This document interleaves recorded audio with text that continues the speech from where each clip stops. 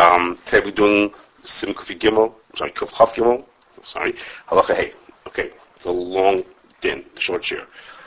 Kashrus Sheyesh B'Yayin, it's a continuation from the previous din. The words are going to be here now coming from Tosfos based on the list din. Kashrus Sheyesh B'Yayin, if you have food that has wine in it, and then it was kosher wine, and then the guy touched it, I feel conscious, even though it hadn't been cooked yet. I mean, if it had been cooked, then of course it would be mutter because it would be mavushal. It was not mavushal. You just mix all the ingredients together. You hadn't yet cooked it. It doesn't have yain nesach in it. Tosfos learns it out from the din. Excuse me, of Avuntis, so we had the list from the previous halacha. The point is that it's not wine anymore, and since it's not wine anymore, so it doesn't have the... What is going on here? I don't know. I'm not sure about it. Sure. Since it's not wine, since it's not wine anymore, therefore there's no issur of stamyan to go touch it. Okay, now the Ramah sticks in a few things. This is the end of that Tosfos. Only talking about that the thing you made into a tafshel, you mix all the things together, and you can't tell where the wine is. Avol. Now the next word, I don't know what to say. It's a Korean sin. Okay, and the next word in the Shulchan Aruch, and the way we have it printed, it says b'shum, but that's not really what Tosfos says. Tosfos says b'shum min, okay, garlic, okay, v'chardal, okay. It's not that you mix fat with oil. B'shum min v'chardal shenasu b'yayin. Some of the new Shulchan Aruch changed it, but anyhow, our Shulchan Aruch says b'shum min v'chardal shenasu b'yayin v'hu be'en tzaf l'mayla. If you mix it in with these spices, and the wine is forming on the top, so it's the end. I mean, they're not mixed together like the first case, the Mechaber, it was a tafshel. It's a tafshel, but it's you could still tell the pieces apart. Because it's not considered separate. Excuse me. It's not considered to be a new food. Okay, so all that we have written so far came from Tosfos. Veneer dafka in loy nishtana tam machos davar hamurv boy. He says this that we were just machmir in the case where it's nicker, where they're separate from each other. It's only assuming that you can't. The taste wasn't affected by it. If you put the shuman of the charda, which is obviously there for flavor, and in fact it made a difference in taste, then it would be like the din we had previously. I want this, like from the din before him, that if you change the taste of the wine to be something different, then it's mutter for that reason. It's not mutter because it's a tafshel, it's mutter because it's a changed taste. Okay. Now for what we want. Then nisar b'yayin mevushel. What happens if you mix wine, meaning non-mevushel kosher wine, with yayin that's mevushel? This is not the case of the Gemara. This is not the case of Tosfos over here. You mix mevushel wine and not mevushel wine. Im yesh bo dvash kol mishari. So if the mevushel wine has in it honey in it, so then it will be mutter because of like the previous din. If you change the din from halacha dal, if you change the tam, then of course it's going to be mutter. The whole agara milo dvash lechod. The fact that the mevushel wine doesn't change it, it's just honey being it didn't change the taste. The worship the head that's behind with the vash. Right. So, because if you mix wine that's not mavushal with wine that's mavushal, so ignore the fact that the wine that's mavushal is mavushal. Maybe that's somehow affected in it. The yain that's mavushal has honey in it. So the means in the yain shein. Yeah, in the yain mavushal. In the yain mavushal. Like Gora, they will see the vash in the yain shein. Right, loy Gora from the previous halacha where the vash was mixed into yain shein mavushal. But here the yain, the vash is coming from the yain that's here the vash is coming from the yain that is mavushal. So we're saying the yain. It doesn't make a difference if you're mixing by itself. Okay, now the ain't by vash. What happens if there's no dvash to it? So then yesh aimim the misharon ki'ilu haya hamavushal mayim. So some say that what it's only you imagine the yain that's mavushal is water, which means is you have to have 6 times as much mavushal as ein mavushal in order to make it mutter. 6 times as much, like as if it would be water. Yesh aimim. And the second sheet is that it's enough as long as there's more mavushal than not mavushal. We follow the roiv and it's much like that. Okay, we're gonna talk about this part of the Ramah, this whole list bit that I read. Now I'm going to talk about. That's what we're going to talk about today. Let me just finish off the Ramah. V'yayin shenikrash. If you have wine that congealed, meaning you remove the liquid from it and it became like a jelly or some kind of a salad. At that point, it's like a tafshel, so to speak. It's not wine anymore, and there's no issur of stam yayin. And the kosher, let me read it. So the kosher naga b'cheres habulum yayin, and also they used to have this thing that they take a cheres and they get so much wine absorbed into it that they can make drinks out of it. You just dunk it into your water and make a new drink out of it. So that also, if you touch it when it's in the cheres, where it has all this wine absorbed into it. What's the case of cheres? Yeah, they have this traveling portable. What? Yeah, they had this cheres. They had so much stuff absorbed into it. You dunk it into the water and it make you a cup of wine. Okay. It's disgusting. I don't know how it works. I'm sure the clay dissolves the water. Okay, so the second lesson the Rama says. How do you know it's going to be? Why don't you just maybe just a piece of cheres, a dry piece of cheres that has blue and sweet in it? Because he didn't make it up. Because it comes from, that's what it comes from. Okay, anyhow, the Yain Shniklesh, I'll stick into here for all of you remember, the Yain Shniklesh, that case is a raya in the shaila of whether grape juice will concentrate. It's a hagafen, and you can use it without crisis. So you probably remember we spoke about it 7 years ago before Pesach in 2012. So that it was 2012. I checked this, right? So I'm not going to repeat it. There's riots from that din. You have to listen to the video, to the recording.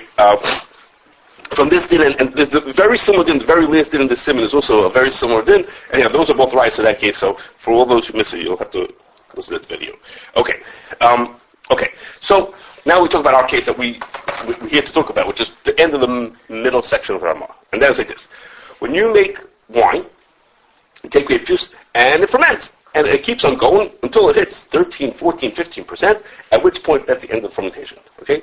The sugar most of the sugar is used up, and the yeast can't function anymore. And that's it. That's the end. That's as strong as it could get. If you want to make stronger wine, so to speak, you want to make wine that's stronger than that much percent, then what you have to do is you make brandy, which is to say you distill it. You boil off the water, you boil off the alcohol, leaving the water behind. So now your 15% or 14% turns into 40%, or 15% makes a stronger thing, and we call that brandy. Okay? That's the way you make stronger wine. You can't make... The Yain Shniklesh, by definition, has no alcohol? That we talked about that in 2012. Okay? So I'm saying once you start it depends how you did it. Yes, when you concentrate, the alcohol boils off first. Yes, if you boil it in the normal way... the alcohol and some other one.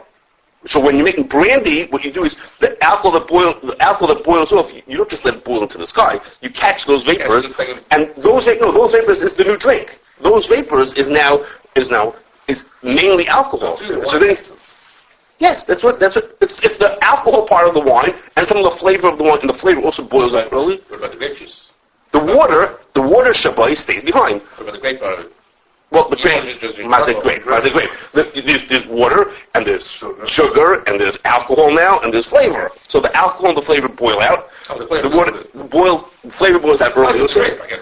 Yeah, and then the water stays behind. So what's comes out? Kashrus stays back. Sometimes it goes away. Actually, flavor boils out early. The flavor boils out on the early end. So it boils out earlier. So what you end up with, the concentrate you end on the bottom is stuff that has a lot of the good things, the desirable parts in it, and that's a strong, it's called brandy. Okay, like when you make apple juice concentrate, when you boil out the water, the essence boils out also. You have to hop the essence back and put it back in. Anyway, okay, that's a different thing. Anyhow, so if you make wine or you make brandy, okay, you could have this thing which is a wine product, but it doesn't have so much sweetness to it because the sugar has turned into alcohol. That's what happened when you turn the grape juice into wine, is the sugar turned into alcohol. So you get a lot of alcohol, you get 13, 14, 15%. You can make the brandy, you're not playing around with the sugar anymore, but the point is you don't have so much sugar left in it because the sugar is what turned into alcohol. Sugar became alcohol. So, that's just life. You have a choice. You either get sweetness or you get more alcohol. Okay? But there's a way to make something with a lot of alcohol, or a relatively lot of alcohol, and still be sweet. Okay? And that's what port is. Okay? Port is a term for a kind of what I'm about to describe to you made in a certain place in Portugal, in a certain part of Portugal. And there's other versions of the same thing. Sherry you may have heard of, and Madeira, and Marsala. There's a bunch of things like this. They're all the same thing, which is it's a fortified wine. Okay? And each one of them has a rule of where it's supposed to come from. Port comes from a certain part of Portugal. Okay? A certain section of Portugal it has to come from. Okay? But just for your curiosity.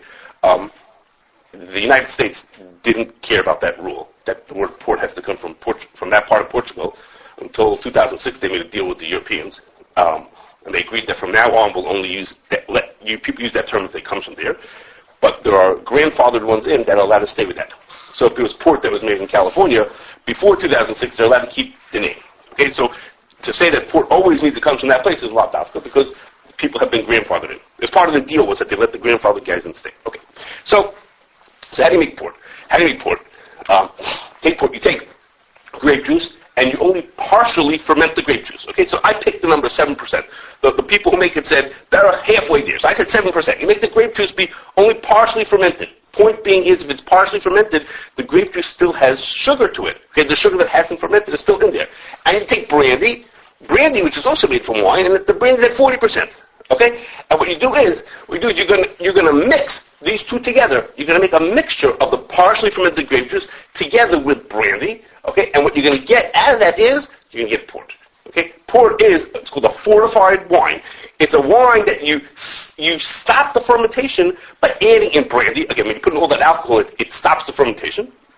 The yeast can't function anymore. So now you end up with a stronger drink, but still has a sweetness to it. Okay, that's what you're trying to get over here. You're fortifying it. So it has a lot of alcohol, but still has a lot of sugar to it also. Okay, if you fermented it all the way, then it would be not sugar. It wouldn't be sweet enough. So that would be something else, but that just wouldn't be port. Okay, if you let it ferment all the way, you would have a high alcohol, but you wouldn't have the port. You wouldn't have the sweetness. So by putting in the brandy is how you end up making yourself to have something sweet also, but at high alcohol at the same time. Okay, so I'm going to give you an example now of what a recipe for that would be. Okay, Be'erach, usually port is sold at Be'erach 20% alcohol. Okay, so if you put in 60 gallons of this partially fermented grape juice and 40 gallons of brandy, okay, so that's a 60-40 ratio. Okay, 60-40 ratio, you're going to end up with port that's 20%. Okay, you can go do the math afterwards if you don't believe me. But that's what it comes out to. Okay, so you take the grape juice that was fermented only till this halfway. So it's still sweet because it has the sugar in it. Yet, even though you only fermented the grape juice to 7%, but you still have a drink that's 20%, which is higher than the alcohol content you could ever have from regular wine. Wine can never get to 20%. So you fortified it by throwing in brandy that has a lot of alcohol into it. So by doing that, you get a lot of alcohol, you get more alcohol than you're supposed to, and sweetness at the same time. That's this unusual beverage, fortified beverage. We're not using the one called port. The same thing I told you is called sherry and Madeira and Marsala. They're all the same thing. Each one has its own, because sherry made in a certain place. Each one's got its own, mishagas, but they're all the same idea. It's a fortified wine. Okay? So, now you know what port is. Now let's go back to the Ramah. Okay? The Ramah says like this. What happens if you took mevushal wine and not mevushal wine and you mix them together? Okay, so what's the din of that mixture that we have here? We took mevushal wine and not mevushal wine and we mix them together. So should we say that the mevushal wine, the mevushal wine protects the rest of it? You see, now that it's mevushal wine. The mevushal wine protects the mixture, and now if a guy touches it, it'll be mutter. Or should you say no? The mevushal wine, if the mevushal wine touches it, that's not going to help us. Okay, the mevushal wine is not going to help us. So I'm going to tell you. Just you give me a second. I showed the Ramah. I'm going to tell you. Okay. I forgot to. I have one more recipe. I'm sorry. There's another recipe. Okay. This recipe, you'll hear why we need to care about this. This recipe is for an unusual port. Okay. I made up the recipe. This should be 24% port. No, I made it up. I'm trying to make a point here. I think 24% port. That's not usual. Usual is like 20ish, about 20%. In this case, if you made it up to that strong, you'd have to put in more than royal brandy. Okay, so now, the Ramah says two choices what to do when you have this fortified wine. What should you do with this? The Ramah didn't say fortified the way we do it. He didn't have to say you did only partial sweetness. He just said you mix mevushal and mevushal together. He didn't say, but this is the Lamaisa case for us. I don't know what the Ramah did. In our Lamaisa, we have this thing called fortified wine, which is mevushal with potentially and mevushal wine. I'm sorry, I forgot to tell you, because we talked about 2 times ago, that brandy we always consider to be mevushal. Okay? We talked about why brandy is always considered to be mevushal. We talked about that. I'm sorry, I wasn't clear. The brandy is always mevushal, and we have the wine, or the grape juice on the side there, which is yes mevushal, which is not mevushal. Okay? So the first thing Ramah said was that it's if the mevushal wine has davash in it, if it has a strong flavor in it, then ignore the fact that the mevushal is mavushal, but it has this strong taste to it. Okay? So, for example, we spoke about last time, if instead of brandy you'd add vermouth, you could add something with a very strong flavor to it, then we potentially say is it affects the taste of the wine side of it, and it would be mutter anyhow. That was the first thing the Rama said. Okay? But when you make port, that's not what you do. You don't do it with vermouth. You do it with brandy, just plain brandy. Okay? But that brings up a different shaila. That is like this. The Pesach Tshuva brings from a Shus Yaakov, who said brandy itself is considered to be a wine that has a different taste to it. Okay? Again, the Ramah spoke about mavushal and ain't mavushal wine. So those are considered the same. They consider to both be the time of wine. The Shus Yaakov says that brandy in itself is considered to be a different taste. Once it turns into brandy, he says it can't become usher because it's not wine. It's like a luntus also. It's a thing with a different taste to it. Because, remember, it doesn't taste like wine. Well, it tastes a lot like wine, but it tastes a lot not like wine also. You took something that was 15% alcohol, turned into 40% alcohol, and got rid of all the water from it. So it has a whole different taste to it. So he wants to say, He's arguing that it's super wine. You know, 100% you could argue that just like you went from grapes to wine, we didn't say it got a new taste to it. You could say this also. So he brings other suachayot on it.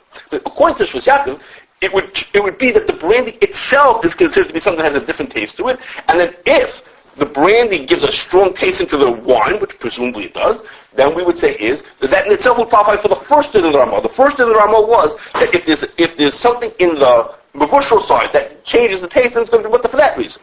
Okay? So now, the reasons to argue on this is, first of all, what the Shus Yaakov said is not so pashut. Well, he said that it should be considered to be a different taste, it's not so pashut, because it's just wine. Okay? That's all it is. It's just a concentrated form of it. Also, if you remember last time when we spoke about this din, about the vermouth, and those dinim, there were those who were chaylik and said that kula is only in cases where it has a new name to it, or it's not a beverage. You remember that we had all kinds of people who didn't agree with that, the application. Okay, so let's move to the second din. So now we have to move to the second. What's it? I know the formula, the recipe. You can bring the Ramah back. I'm coming to that's what I'm coming to now. Extreme. First I said the first case. The first case of the Ramah was if it changed the taste. So there's a possibility that we would consider it to be a changed taste because the brandy itself is considered to change the taste. Okay? According to the Shus Yaakov, maybe that it change taste in the total sum of the whole product at the end of the day. Right. Well, so the question is, but is it but you're putting 49% of regular wine, you may go back to the original taste. to the original taste? You mean that if you But put brandy, not cooler, not. you're saying if we put it in, that'll dilute it. You're saying. Right. Okay, so that's masking. But I'm saying to even think about that, you have to first have to agree to this with Yaakov to say that it's considered different, and you have to say like the simple reading from last time that this is considered to be something with a different taste. You didn't have to change the name and make it not a beverage. Remember from last time. Okay, remember I was speaking French last time. That was last time. Okay. Anyhow, it was Beverages. Remember from last time. Okay. Anyhow, that was my extent of my French. With the help of beer in it. Okay. But now come to the second part of the Ramah. Okay. Let's say we ignore that part. So now we have to look like this. In the normal case, and I ran a whole bunch of scenarios of how you could make the port wine, and come out every single case. It turned out that you would have roiv of the wine, not roiv of the mavushal, not roiv of the brandy.